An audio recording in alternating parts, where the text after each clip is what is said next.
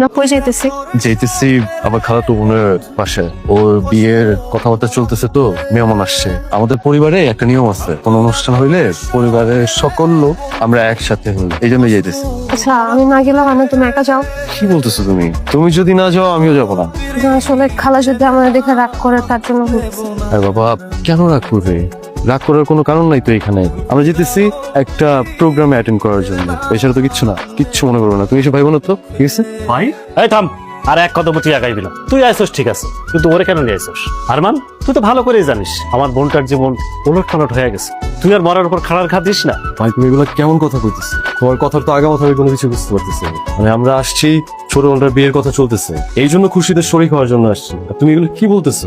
মেহমান আছে বাসায়, সবাই অপেক্ষা করতেছে, আমরা যাই। ভুলেও ভিতরে যা চিন্তা করবি না। তোর ওই অলক্ষী অপয়া বোনটার ভিতরে নিয়ে গেলে আমার বোনটার জীবনে অলক্ষী নামে আসবো। মুখ সামলায় কথা কও সুমন ভাই, একদম মুখ সামলায় কথা বলো। রিয়া আমার সম্মান। সম্মান? তুই কার সম্মানের কথা বলতেছিস? সমাজ যারা বাইনজা বলে গালি দেয়, যার কোল ছিল কোনোদিনের সন্তান আইবো না, ওই অলক্ষী অপয়া যদি আমার বাড়িতে ঢোকে, তাহলে আমার বোনের বিয়েটাও ভাঙ্গা যাইতে পারে। ওই বরপক্ষ আমাদেরকে অলক্ষী অপয়া বলতে পারে। তুই এখন যা ভাই। একটা মানুষের ভাগ্য খারাপ হওয়াটা কি এটা তার অপরাধ? সে কি ইচ্ছা করে চাইছে? তার বাচ্চা হয় না, এটা কার দোষ? এটা কি তার দোষ? দোষ গুণ বিচার করার সময় এখন নাই ভাই। আল্লাহর রাস্তে তুই ওই অপয়া মেয়েটারে নিয়ে বাইরে হয়ে যা ভাই। তুই আর ভেজাল করিস না, তুই ওরে লইয়া যা ভাই। কি স্যার, তুই কার কথা মন খারাপ করতেছে? আচ্ছা, তুমি সব সামনে দাও। কোনো ঝামেলা নিতেছে না, পাগল হয়ে গেছো। আমি তোমার পাশে আছি না? আমার পুরো পরিবার তোমার পাশে আসছে না?